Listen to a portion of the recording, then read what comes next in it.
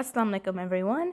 So, I thoroughly enjoyed filming one of my last episodes, which was like an unstructured wind down, where I just kind of rambled, let my heart take me where, and I really enjoyed it. And I like to put out content not just that you guys would like, but also something that I would like. So, I wanted to film another episode just like this because I thought that, I feel like it's a really good balance. So, I just wanted to wind down again, just chilling and just talk because why not? It's relaxing, it's fun. I find it kind of therapeutic. I hope that you guys like it too. So, one of the things that I've really been wanting to talk about in one of my podcasts, and I've been wanting to like dedicate a discussion to it and just kind of slip it up somewhere, is something I actually talked about on my Instagram.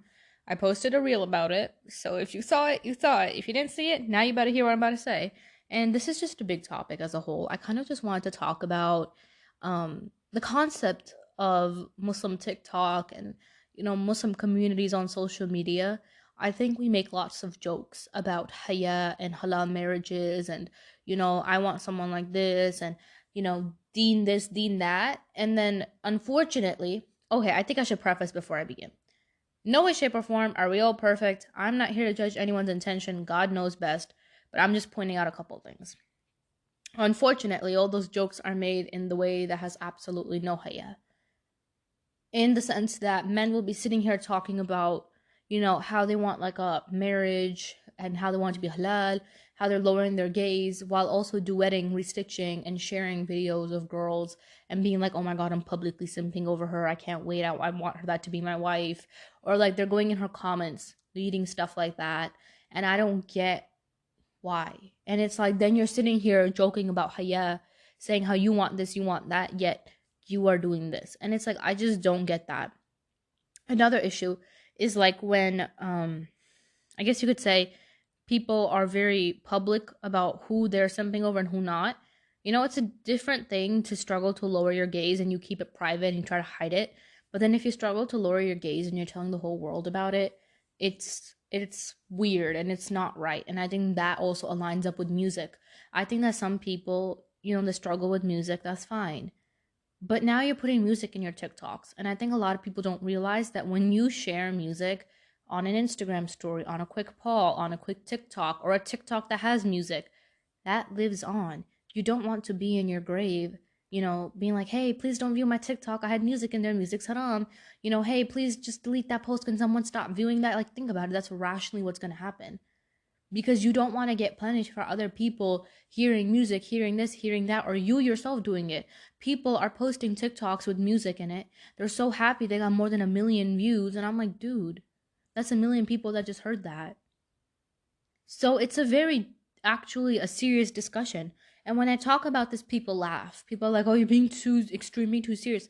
No, it's basic sense. If I know that I struggle with this sin, okay, between me and Allah. But now if I tell the whole world I struggle with this sin, why? Another issue that I saw that happened quite a lot was when Ramadan ended, people were posting videos of themselves, in their cars, at home, wherever, with their friends blasting music, being like, thank God I can finally listen to music again. Been a whole month without it. I was deprived of music. Can't wait. I'm bopping out. Like, dude, you can't, like, you get my point. Like, it's just so sad because it's like, I'm not trying to sit here and, I guess you could say, be a fake sympathizer. That's not what I'm saying because we all have sins that we struggle with. I have things that I struggle with between me and Allah. But when you sit here and you publicize it, is it worth it? And I don't think we talk about that enough. Is it worth it? Was it really worth it? Was that joke worth it? Was it worth the joke of saying, oh, look, I missed musical Ramadan? And to have people in your comments who are also, unfortunately, exposing their sins. And they're like, yeah, me too, bro. Same, bro. I cannot stop listening to music. Same, I'm obsessed. Why are you doing that? Because now not only have you posted something exposing your sins and all the people are seeing it, now you got people in your comments doing it. And I don't think people realize that the train of effects of this is not good at all. And it's so sad because so many people forget about it. And then, when time comes, it's like, yo, you remember that TikTok that you made? You remember that? And it's like, it lives on. And I think that that's one of those most terrifying things that I try to be really careful about. If I ever post something on my story, I see someone use background audio, I might not even post it. I'm sorry. If you like my TikTok and you make edits or you ever like send me anything and it kind of has music in it, I'm not going to promote your work. I'm sorry. I'm very open about promoting, sharing people's stuff. If you follow me on Instagram, you're in my Discord, like I will share whatever. You can ask me, I'll share it.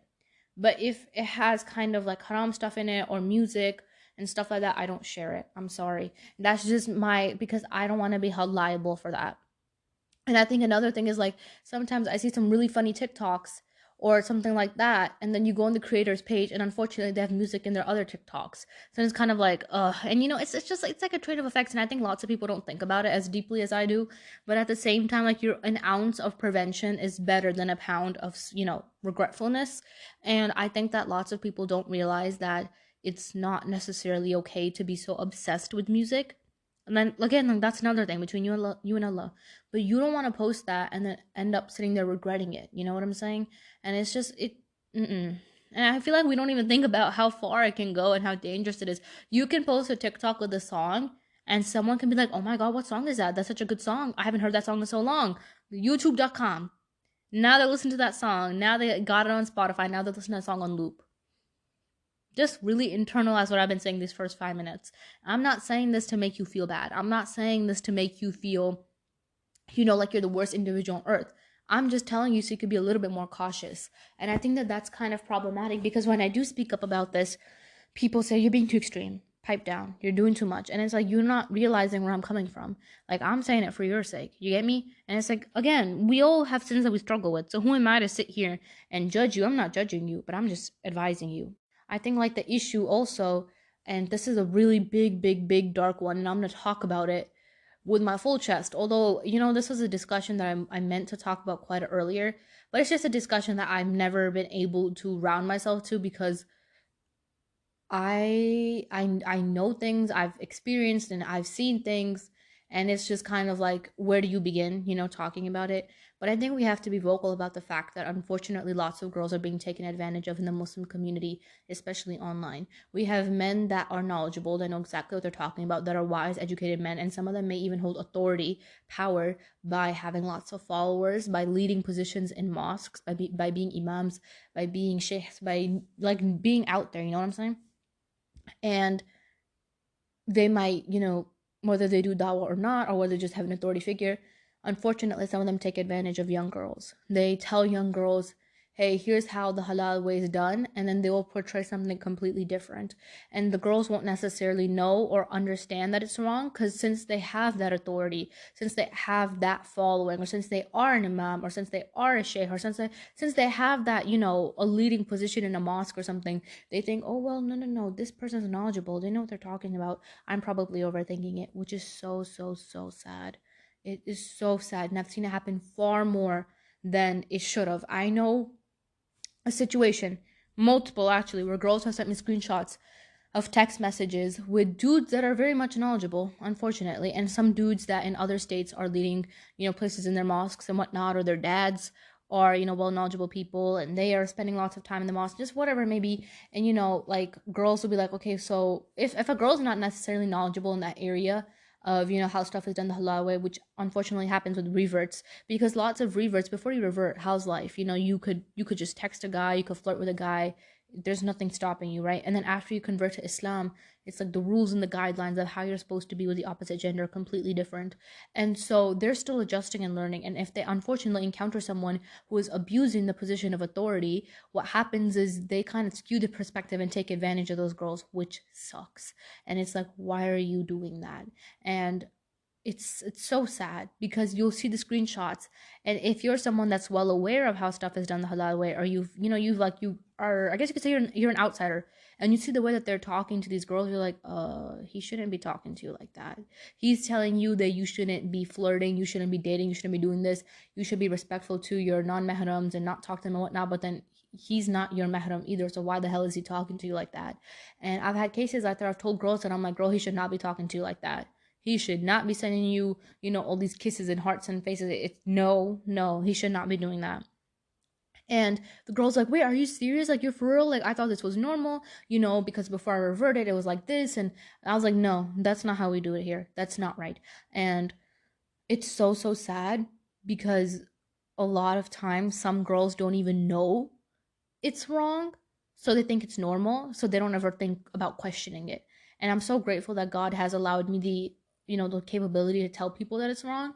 But some girls, since they don't know, they never question and they think it's normal, and then they get taken advantage of. And I think that it's so disgusting how you have a position of authority, how you have followers, or how you're leading a community, and you decide that it is right in your mind, right state of mind, to do crap like that. It's disgusting. And I find this such a difficult topic to talk about because at the end of the day, all of us are iffy wiffy on our intentions. We all struggle. I get that. We all have our shortcomings. I have shortcomings. We all do. Ain't nobody acting like we don't. We're all sinful. Okay? But to sit here and actively take advantage, like if you unintentionally did something and then you're like, oh crap, like I didn't lower my gaze. I probably was a little bit more friendly than I should have been. Let me take a step back. That was bad. Or like, you know what I'm saying? Like you kind of acknowledge it. But if you're actively doing that and you're justifying it and you're like, okay, well, you have to act like that with me. I am an imam. I am this. I am that. I have a leading position. I have lots of followers. I have this. You have to respect me like that. What is your problem? What in your right mind makes you think that women have to submit to men like you who sit here and preach about, this, that, and then don't do it in girls' DMs? And then unfortunately, some of them are getting blackmailed. You better not speak or watch what happens to you. And this is so, so, so, so, so sad. Lots of girls do not speak up against this because if they do speak up, all hell will break loose, things will fall out, or whatever may happen. And I get that. But I feel like you should always double check with people like, hey, is this normal? Is this right? Because lots of men take advantage of girls who may not know, and you may not know, so you may think it's normal since this person holds an authority figure. And that's why I highly recommend always confirm and ask other people. Nothing wrong with that. No shame in that. Because it is dangerous. Another message that I just kind of want to give from a perspective. I think that sometimes people on TikTok and people on social media, they come off in a certain way when they're not. Girls, please be careful before going after dudes on TikTok. Please. I'm not saying that every single person on there is bad, and yes, there's people on there met the love of their lives and it's perfect. I'm not saying that, if you see someone good, you shouldn't go about it the halal way. No one's saying that. But what I'm saying is you see a dude who posts, maybe reminders. He has, you know what I'm saying? Like, and then I guess you could say don't confide and go so head over heels so quickly because there's a lot of things that you don't know. Someone on social media and someone who they are actually in your DMs are two different people. And I think that lots of girls think that, oh, well, he posts Islamic content, so he's, perfect and great. And I can attest, I post Islamic content. I'm not perfect and great. And even if they may admit that, you kind of want to be careful that this person isn't necessarily clout big-headed, that the clout got to their head and then they think that they're, just above the world. And so they're literally making girls compete and take advantage to see who deserves his attention. It's not right. It's not right. He's not your mahram. You're not his anything. Please be mindful about how you go about that. I'm telling you, because trust me, like the God has blessed me the opportunity through this podcast to see and know lots of things, and I'm telling you, be careful. I have talked to girls who have talked to guys before for the sake of marriage that were probably like they were so, I don't want to say famous because that sounds a little, I don't know, but they were so well known that like anyone in the Muslim community on social media knows them to that point. Like millions, out there, like, you know what I'm saying? Like big brand deals. I'm not talking about low scale. I'm talking about big stuff. And I know girls that have talked to people like that, and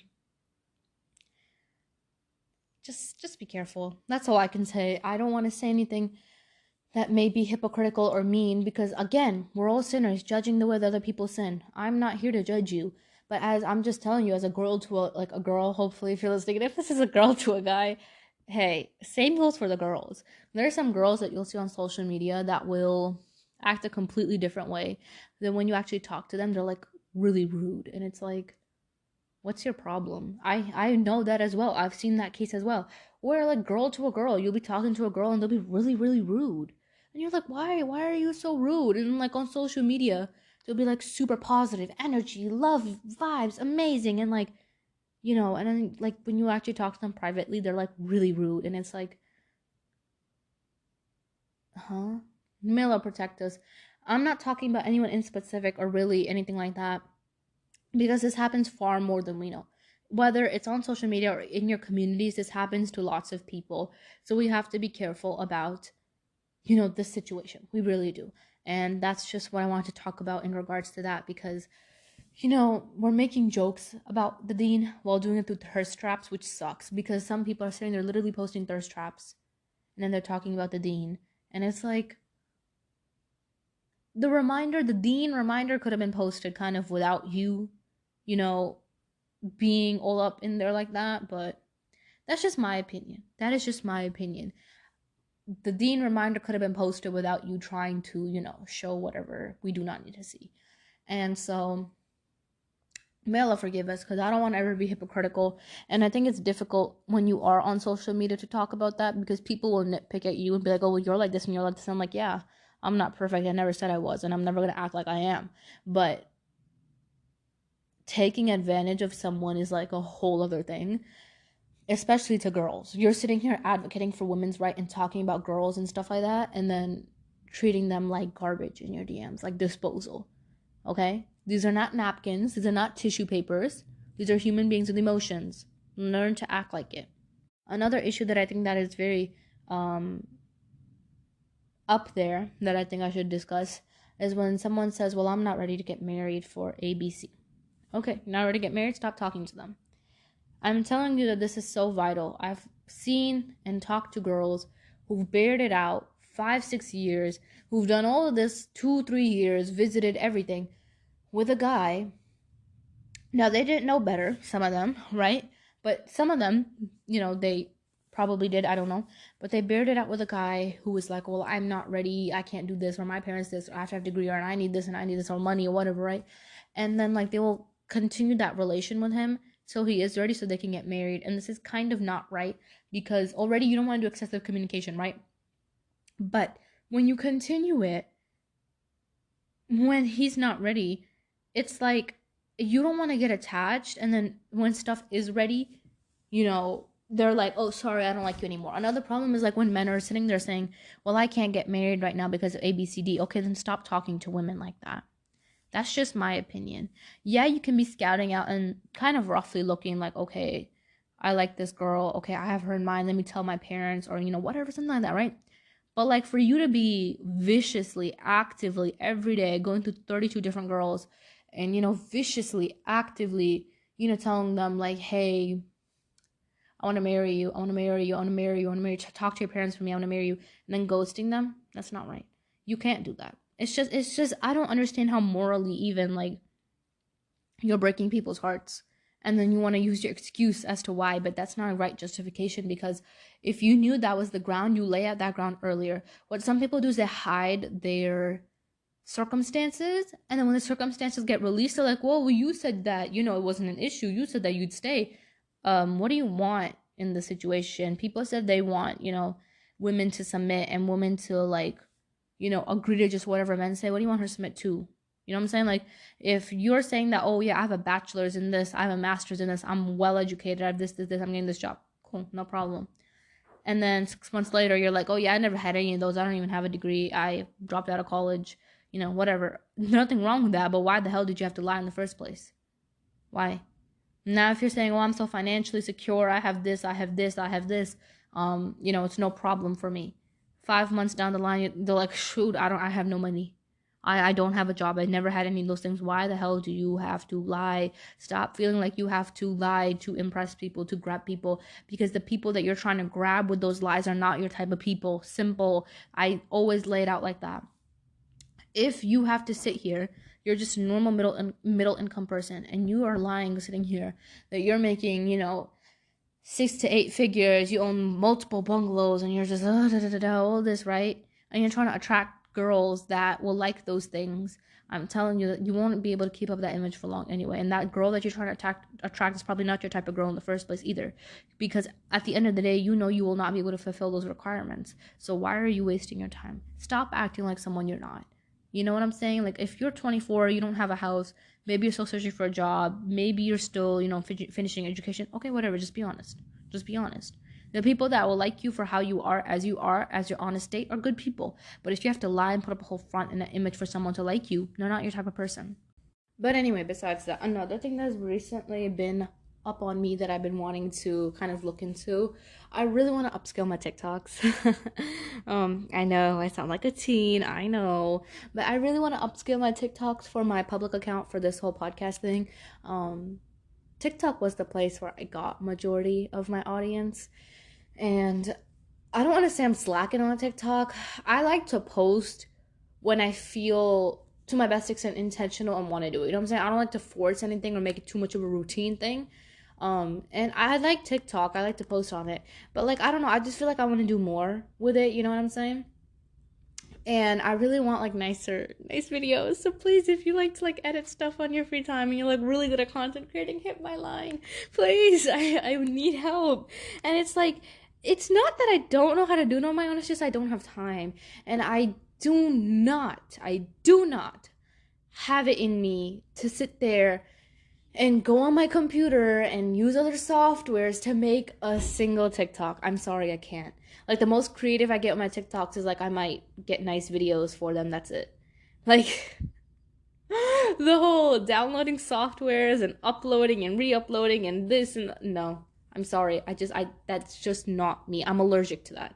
Okay, I just can't do it. So, I mean, like, if that's your cup of tea and, like, you genuinely don't have anything else to do, I'd love to, like, have you, make my TikToks.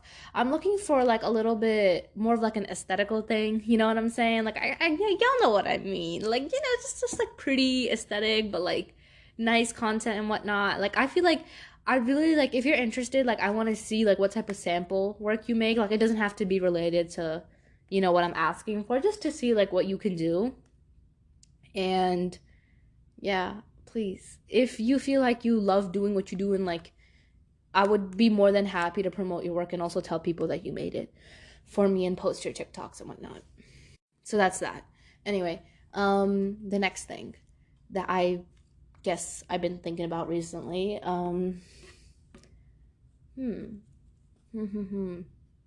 okay, this is going to be a difficult discussion because Allah knows best about this one, and Allah knows the best about everyone's intentions, and I can't speak. But I find it kind of shocking, and this is for my girls. Only girls will get this. Y'all ever seen them prices for buying, like, hijabs and, like, modest dresses and stuff?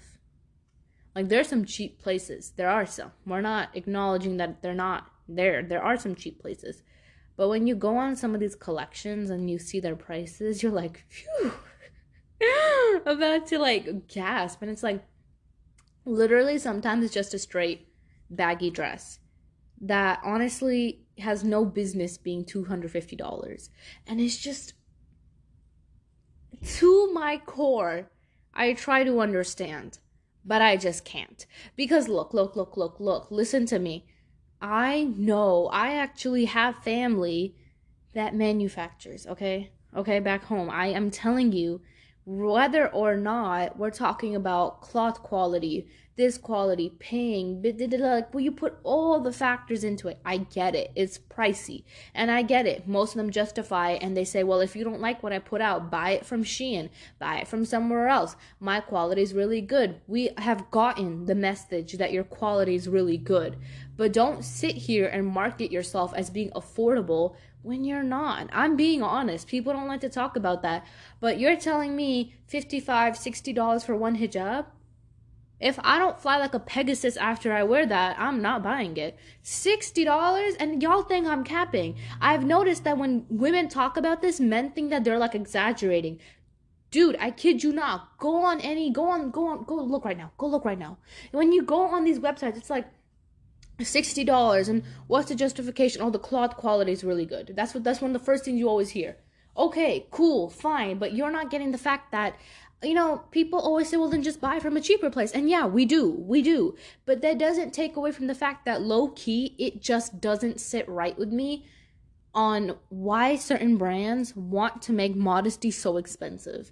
And it's kind of sad because, listen, if you're Pakistani, it's a universal thing. Our moms can sue, okay? Our moms can sue. And you look at some of these things and you're like, I could buy the fabric for like $10 and my mom could sue this in like 25 minutes. right? And I get it, and that's what people always people get really edgy and defensive. They'll then just do it. Why do you just purchase from higher name brands? Why do you, like, you know what I'm saying? Like, people get edgy and defensive about the fact that low key, to some extent, it kind of feels like exploiting, and they're like, okay, so just buy from a cheaper place, just do it yourself. And yeah, we are, I think lots of girls are, but I just think that, genuinely speaking from someone that at one point was really invested in starting businesses, and y'all don't even know my business stories are hilarious. Like, y'all don't even know, I had phases where I was like running my own businesses. Besides the point. um I feel like throughout my life, I've done lots of different business ideas, but a lot of them failed. um, Even now, like, I do, what is it called? The whole little monthly courses, the whatever. But I consider that more of like a hobby because I like doing it, um, and whatnot. But I think that that's one of those things that, like, I feel like I can always kind of provide, which is teaching. I don't necessarily want to be a teacher. I'm not a fan of that, the responsibilities that come with a job. But like, teaching Quran, teaching this, teaching that, like, it's something that I think I could do, which is like, that's kind of what I do now, but it's not like a full-time, you know, six-figure money back thing. No. But it's just a little side thing that I enjoy doing outside of the podcast, right? And I remember when I was younger, this is really random, I know, but I remember when I was younger, y'all know them ice cream trucks? If you're in New York, I think you know what I'm talking about. There used to be ice cream trucks. There were white ice cream trucks that sell the best ice cream in the world, amazing ice cream.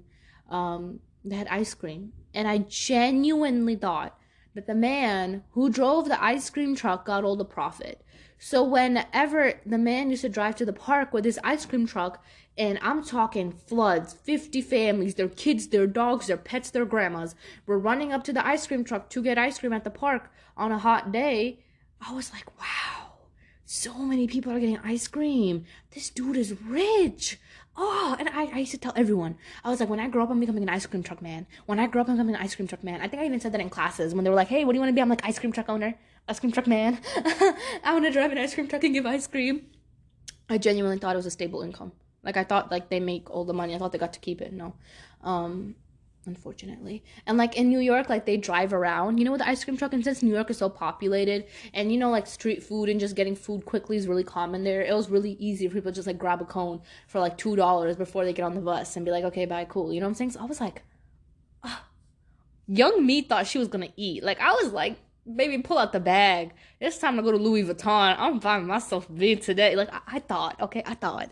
But then I got older, and then I learned that, you know, that kind of faded. Then I had a really stupid phase where I thought that grocery store, you know, the people that work at the register, they get all the money that people spend. So now people are spending $350, $500 on groceries ahead of me. I'm like, what does it take to get to this profession?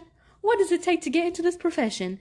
And I was always wondering, I'm like, why does it look like the people that work at the register hate their job? Like, why do they always look sad? Like, you're getting all of this money and it's going in your little account drawer. Why are you bitter?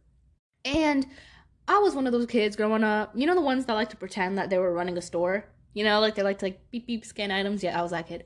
And I genuinely thought that the ones that worked at the cash register made all their money. So one time it got so severe that I think I started telling everyone about this again. And I was like, I'm either gonna be an ice cream truck owner, or I'm gonna become a register worker. And I don't know why little me didn't think of the fact that, like, if that was the case, like, the promotion that people would do for them to come to their lines at the checkout would be completely different. I don't know why I wasn't thinking that. I don't know. I just thought that, like, okay, so these people get whatever money they make because they're working. So the $500 the lady just spent on groceries is all hers. And I was like, they make lots of money. I was like, maybe catch me with them Louis Vuitton bags in the future. Now that I'm older, I personally just don't care about brands. I don't know why. That's just my opinion. But I'm gonna get to that discussion because that's a good one too. But yeah, I told everyone that I'm gonna become a grocery store, you know, runner owner thingy, at the register, ice cream truck man. And then when I grew up, I think it was my sister, but someone broke the news to me and said to me that that's not how that works, and I did not believe them. Nope. You're lying to me. And I didn't believe them for quite a few years, and I kept telling people that I wanted to, like, be an ice cream truck runner or, like, you know, work at the register, and I kept telling people that. And then I don't know how that realization broke, But the day it broke, I realized that I had to actually go to school, like seriously, and that was difficult for me. But yeah, getting back to that brand thing. I am so I don't know why. I just don't care about brands. I feel like people try to make girls that don't care about brands seem like monsters, but it's valid. I just don't care for brands. I could not. And I feel like whenever I say this, people are like, "Oh, you're such a pygmy." No. Because look, even if I had all the money in the world, what am I gonna do with the $2,000 bag? What am I gonna do? It's like, I don't know. I just feel like I'm practical in regards to that. I'm not saying you can't have nice things. I like to have nice things too. But like, I'm not gonna pay $3,000 for a bag. Even if I was super, super rich, right? Inshallah. Even if I'm like really rich, like I just don't see it happening because it's like, what am I gonna do with this? And let's be honest, a lot of bags that are thousands and thousands of dollars are not even actually usable. Like, you can just put your one phone in there. And I'm sorry, but that's just not me. You open up my bag, keychains, pepper spray, this, that. I have those little stabber thingies, coconut oil, hand cream, tissues, lip balm, what's it called? Halls, peppermint candy, my asthma pump, my phone, wallet. Doesn't look.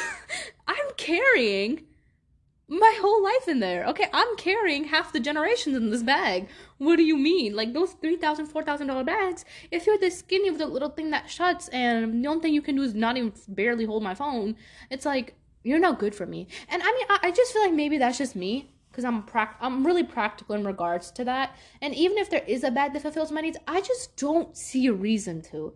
And anytime I see people like, oh, you're just being, like dramatic, you're being a pick me, or you just don't know how to support yourself. I'm like, I don't find that. I just don't. It's not a logical purchase. Why would you want to spend $3,000, $4,000 on a bag?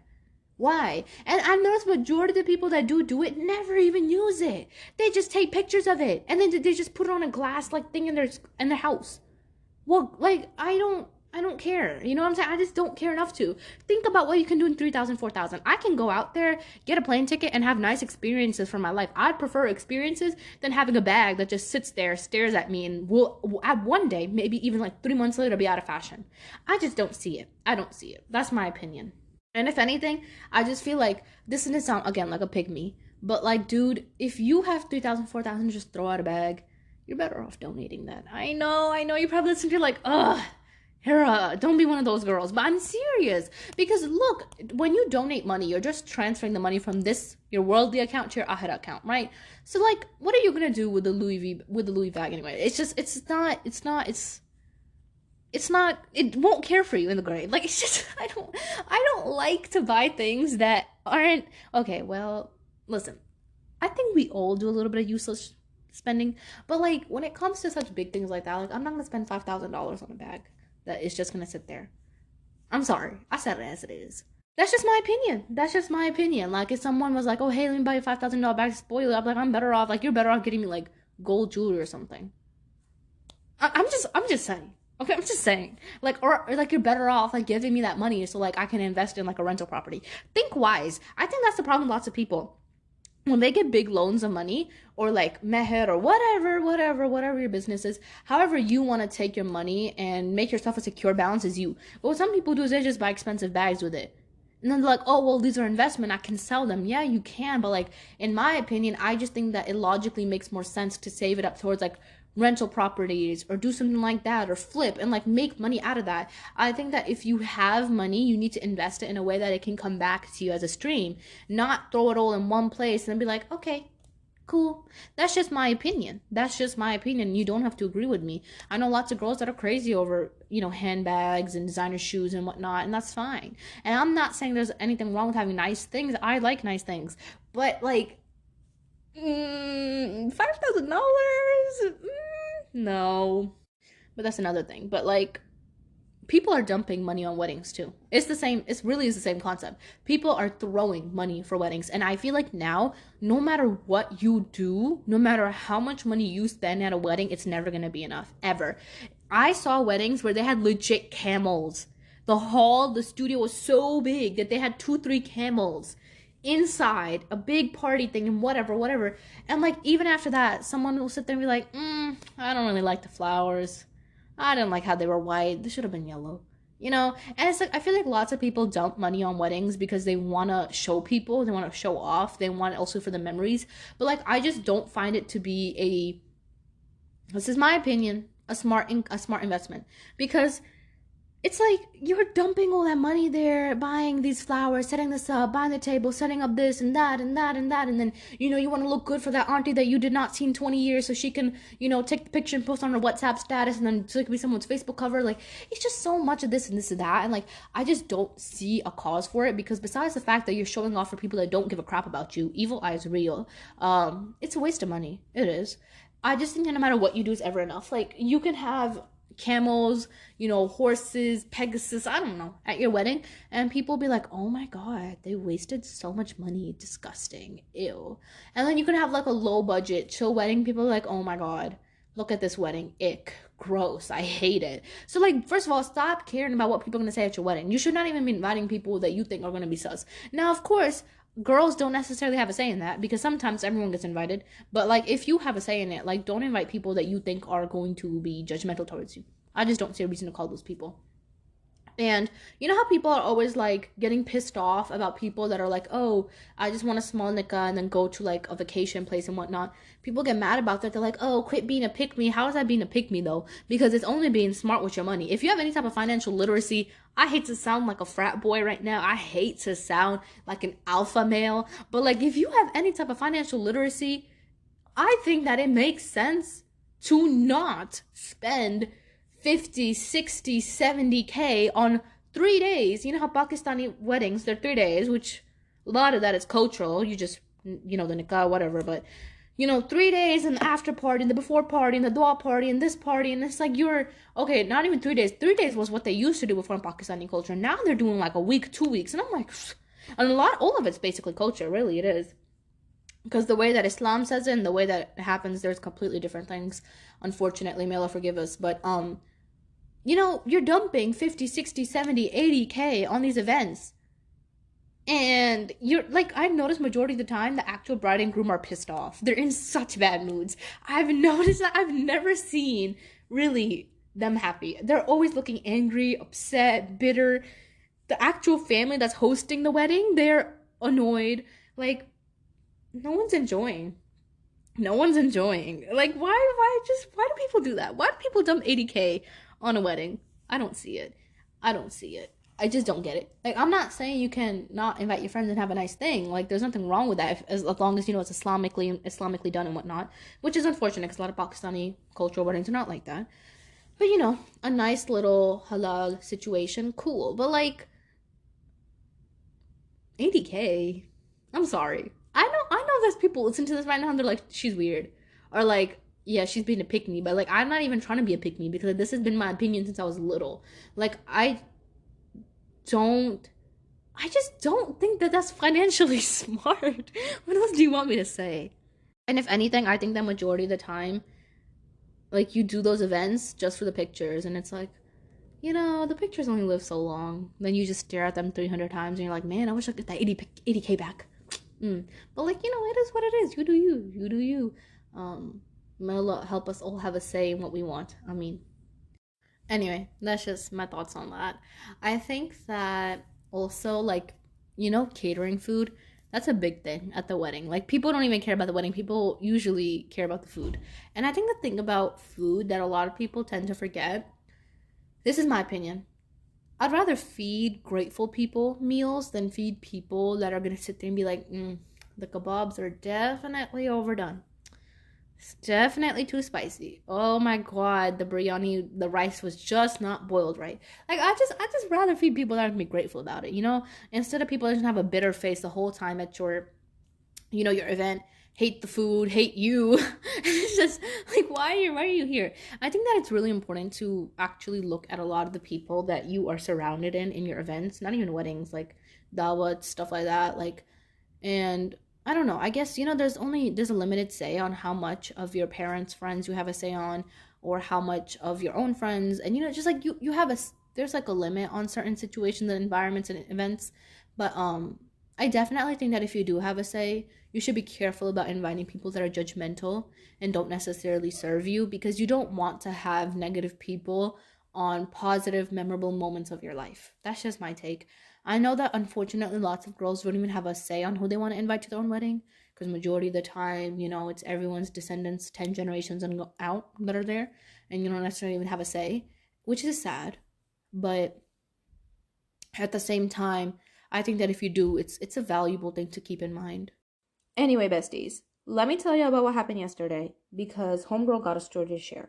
So let's start off with saying that I'm not trying to complain or like sound ungrateful and be like, oh my god, like it was the worst situation in the world. No, I'm just sharing my 2 cents, like a little bit of a lesson that I learned. And I'm gonna try to make a light humor, but honestly, I'm still scared, so it might get a little dark. Okay. Yesterday evening, well, first of all, I don't like to drive in the evening, period, done. Like, I just don't like to go out in the evening. But anyway, I don't really like to drive or just go out, period, around 5, 6, 7, unless, like, it's like for actual reason. Because I just feel like it's so rushy, traffic, people that are commuting home from work are at that time. And no offense, I've just noticed that a lot of the bad drivers are out during that time. I really, like, seriously, humble opinion. And so I don't really like it. But, some things came up and I had to go. So I had to go to this grocery store, and this grocery store is just it's like a double highway, and it's close. It's not far or anything like that. It's not like the actual highway. It's like I guess you could say it's more of like the pub. How do I explain it to y'all? Oh, it's just the highway. Okay, it's called highway, but it wasn't like the fast paced actual highway on the highway. You get me? Okay.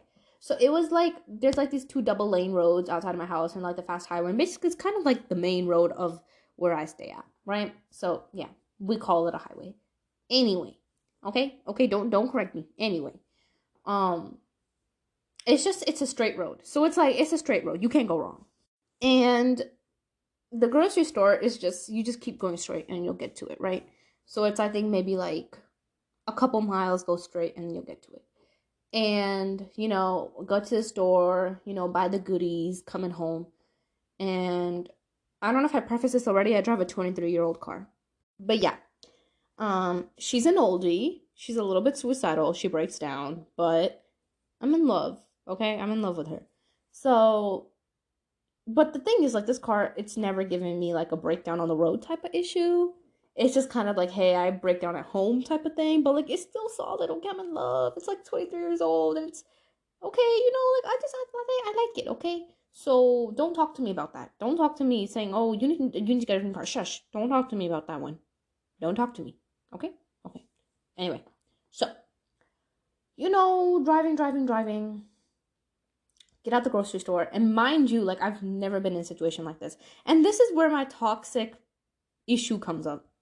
I guess it's toxic, I don't know, but I don't know a thing about cars. Not a thing. Not a crack, not a crevice.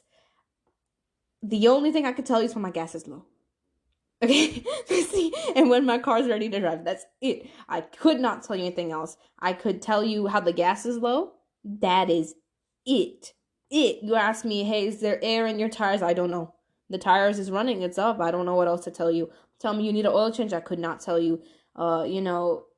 Back door open. Maybe yeah, it is. I don't know. Like I could not. Okay, and I think that a lot of this roots from. It's gonna sound toxic from being Pakistani and just like we just the girls like yo. I bet there are girls out there that know about this stuff, and you should.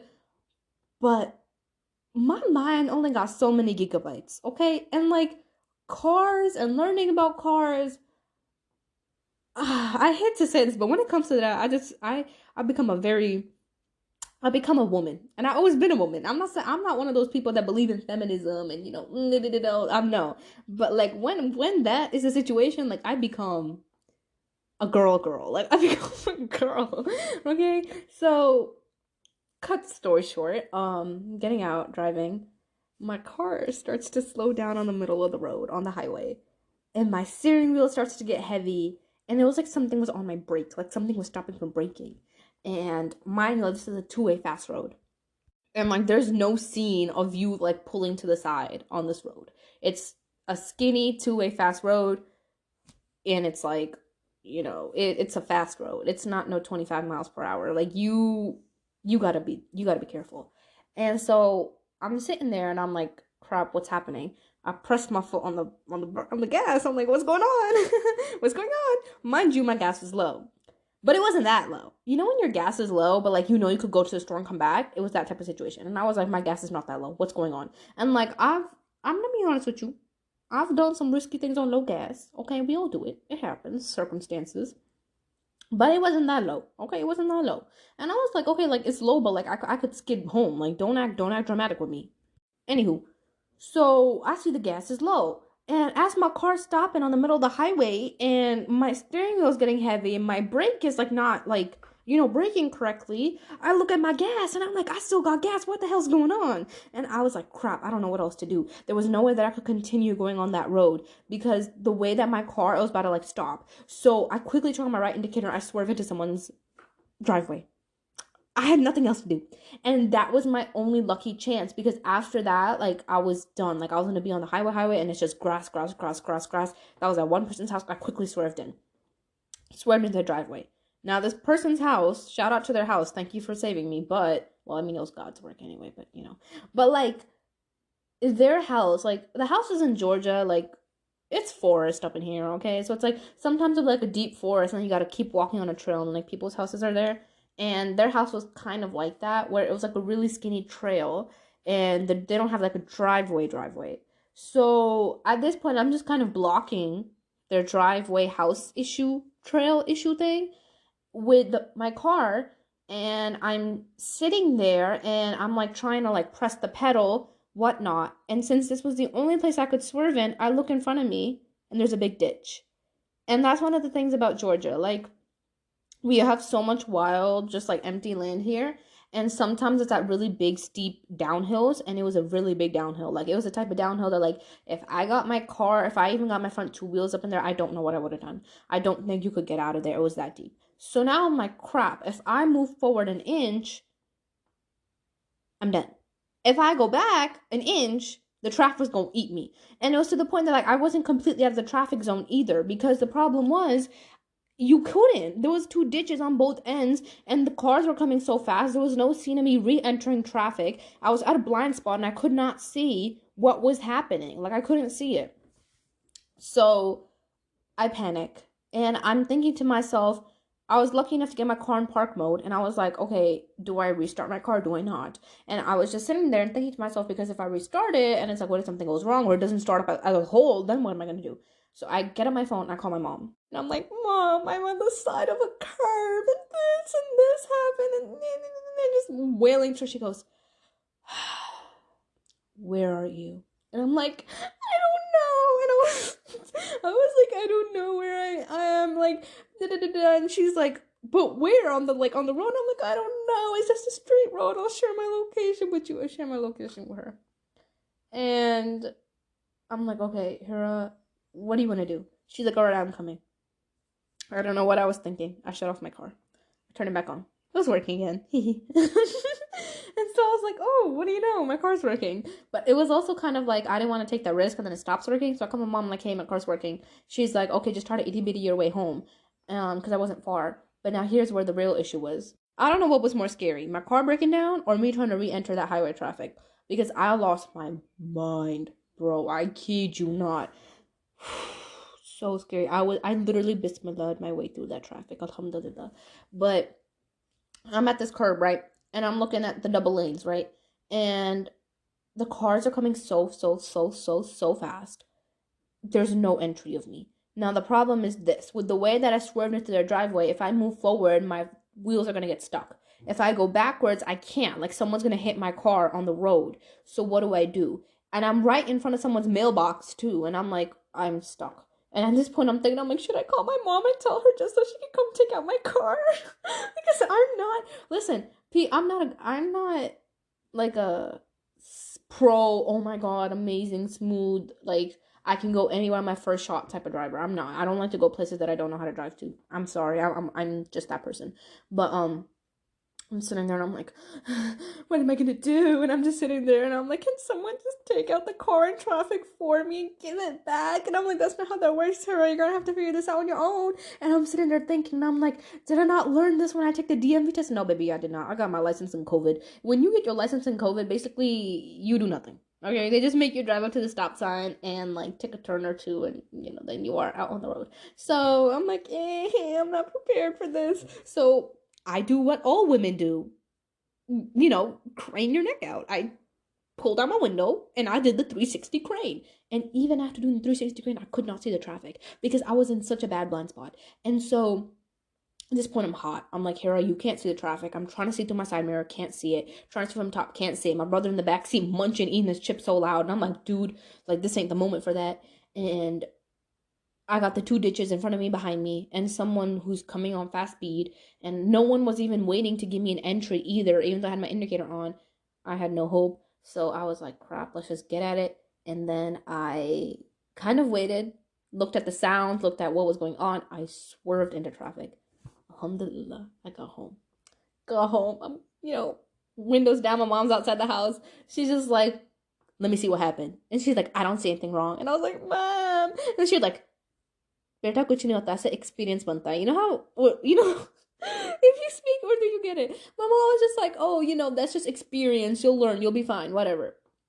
I think that she was downplaying it so I could, like, become fine. But, like, I'm not prepared for that, right? And then I realized I had to tell my dad, which is, like, another thing, right?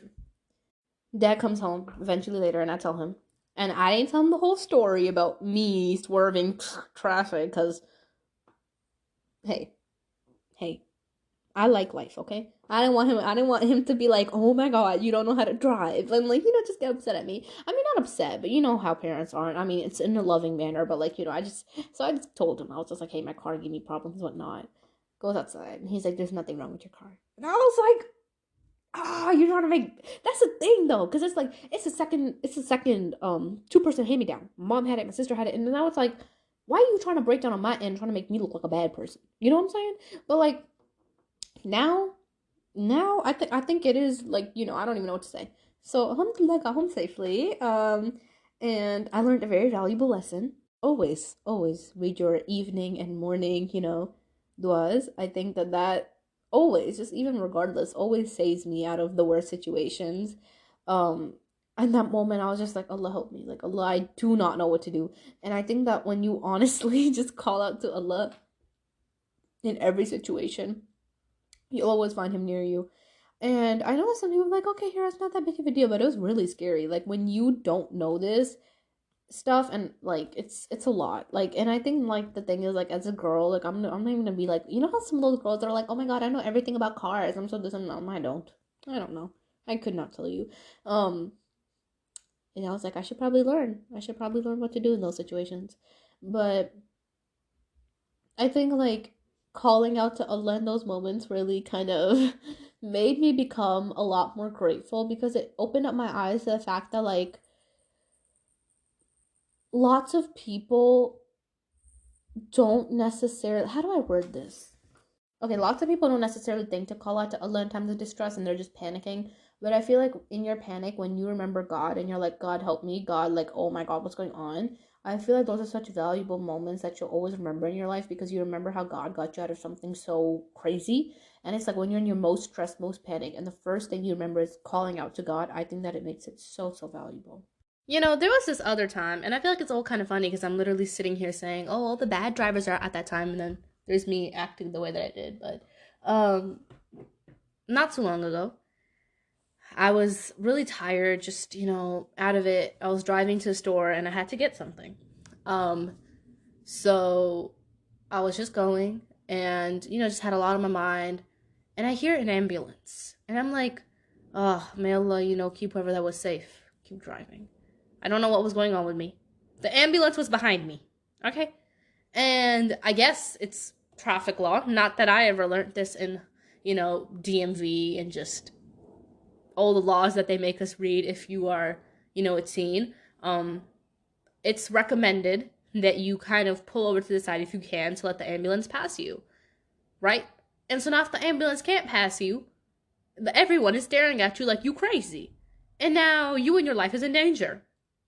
Well, that's exactly what happened to me. Basically, I was at that same road, kind of problematic road at this point. I'm kind of scared of it. And it was a little bit twisty and curvy, right? So it's like at a really big curve. So it was like while you are on fast traffic curving, it's really difficult to pull to the side and stop, especially when the sides are really deep and grass ditch. So ambulance behind me. And when I realized that ambulance was behind me and they raised the sirens, I was like, oh shoot, ambulance behind. I'm like, Hera, where are you? I'm like, I'm not even here. Like, I'm not even on Earth, right? At this point on the opposite side of the lane, I see people pulling over their cars. And just kind of like getting out the way, going into parking lots, whatever, to get out the way. But my side of the road, it was just like straight, you gotta keep going, right? So I see people pulling over, and I'm like, crap, I'm the problem. I am the issue. And I was like, shoot, Hera, what do you do? Because this ambulance is on my back. On me. It might as well sit in my back seat, dude. Might as well sit in my back seat, and I get it as an emergency, and I was like, I don't know what to do. So the nearest CVS that came, I quickly swerved into that parking lot, and I let it pass me. And I could not tell you the panic that went through me in that moment, because the whole road was like, hey, move to the side. And I'm like, I can't. And I was just driving on traffic. I was like, I can't. And I was panicking, and it was so bad. And then I was trying, but it was like, at that point, it was like, you can't, right? So it was like, I went online when I got home and I Googled it, like, am I gonna go to jail or something? And alhamdulillah, not going to jail, look at me go, but not gonna go to jail, don't worry, guys. It said that basically, by law, if there's an ambulance behind you at where I stay at, it's recommended you pull to the side if you can. If you can't, by law, you have to be very calm, continue to observe the speed limit, don't cross red lights, don't panic, don't do any of that, and just continue to go slowly and try to find the nearest exit, which is what I did. I found the nearest exit at the CVS, and I quickly let it go there, right? And I was like, listen, that's kind of bad though, because like you making me panic. Like you got your sirens on full speed, the whole road pulling to the side, everyone's yelling at me. What do you want me to do except break speed limit? You know? But I stayed under speed limit, and I was like, Hera, calm down, because if you do something, like it's gonna cause a bigger issue. So take a breather and pull over. And so that's what I did when I could. And so yeah, I was really worried. I was like, oh my god, like, am I gonna get arrested? Like, what's gonna happen to me? And I was like, no, you're fine. You know, there was this other time. I love how I'm just exposing myself raw. There was this other time, my first time through a drive-through, which was a Walgreens medicine drive-through. Now, one thing about me is I just don't like drive-throughs because you know, like parking your car in the window and just, I don't like drive-throughs, right? Like I'll just go inside. Drive-through, and I was wearing Pakistani clothes. Okay, here's the thing: when you live in Georgia, you can't just raw dog it out and go in Pakistani clothes outside. That's not how that works. I wear Pakistani clothes all the time, shalwar kameez, all of that, just like at home forever and always.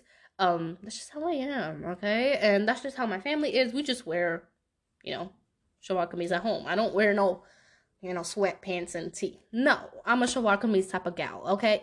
So anytime I gotta go out, I gotta change my clothes. Because if someone out there sees me in a shalwar kameez, I have a feeling that they're not gonna like me and they will try to Lord knows what, right? And you're a hijabi on top of that. That's just not how that works in the South, okay? The South, they don't like that, okay?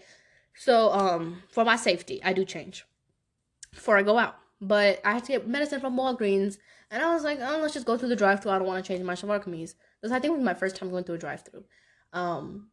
In the drive-thru, and no one was there. But I was rounding in, and it was really narrow, and it was lining up in a way that I wasn't necessarily, I was gonna like hit a pole. So I reversed, and I was trying to reverse and straighten my car out in the little driveway, and the back of my car hit a cart. Yeah. Yeah. You know, some girls are pretty and then some girls can drive. I happen to be both. No.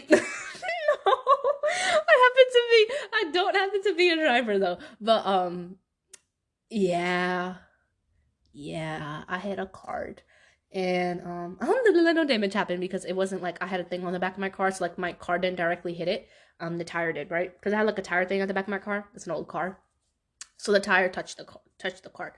But I'm backing out, right? And like I'm trying to reverse and fix myself in that little driveway, in the little drive-through. So when I pull up, I'm like my car will be straight and I won't be like whacking into places, right? So I am reversing, trying to fix my car. My car, the tire that I have on the back of my car. You know how people have like the tires that hang on their cars, right, for emergencies? I had that. It's an old car, and it kind of hit a cart. And when it hit the cart, right? In my like I'm looking through both my mirrors like to make sure everything's fine, right?